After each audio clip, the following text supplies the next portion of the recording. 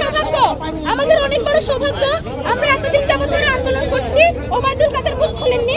এখন আমাদের আন্দোলনকে বিভ্রান্ত করার জন্য উনি মুখ খুলেছেন। দেখ, ওনার যে এখানে নজরটা এসেছে তাতে আমরা ধন্য। না না, এটার উত্তরটা দেন আপনি। এটা উত্তরটা আমরা অবশ্যই দেব। আমরা জানি আপনি সমাজতান্ত্রিক ছাত্র ফ্রন্টের নগর সম্পাদক, এটা কি ঠিক? আমরা উত্তরটা, হ্যাঁ, আমি বলতে চাই, আমাকে নিয়ে গতকাল থেকে শুরু করে অনেক ফেসবুকে অনেক যোগাযোগ মাধ্যমে একটা লেখালেখি ছড়াচ্ছে আমি নাকি স্টুডেন্ট না, আমি নাকি 30 বছরের একটি মহিলা এবং আমি নাকি স্কুল কলেজে ড্রেস পরে ছাত্রদেরকে উস্কানি দিচ্ছি।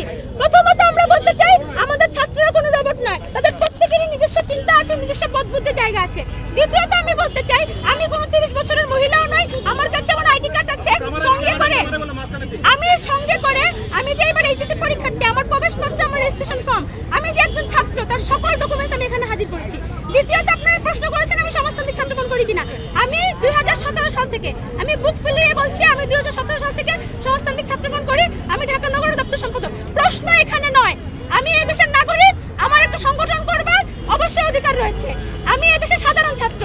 প্রশ্ন হচ্ছে এটাই, আমি কোনো রাজনৈতিক ইস্যুকে এই আন্দোলনের মাঝে টেনে এনেছি কিনা। আমি বারবারই বলতে চাই, আমি শুরু থেকেই আন্দোলনের সাথে যুক্ত। আমার কোনো বক্তব্য, আমার কোনো স্লোগান, আমার কোনো কথায় আমি কোনো রাজনৈতিক বক্তব্য টেনে আনিনি, সেটা সবাই জানে। আমি আমার আইডি কার্ড আমি শো করছি। আমি খিলগাঁও মডেল কলেজের থেকে এবার এইচএসসি পরীক্ষা দিচ্ছি। আমার পরীক্ষা 19 তারিখ থেকে শুরু হবে। ছবিটা দেখায়, ছবিটা ক্লোজ করে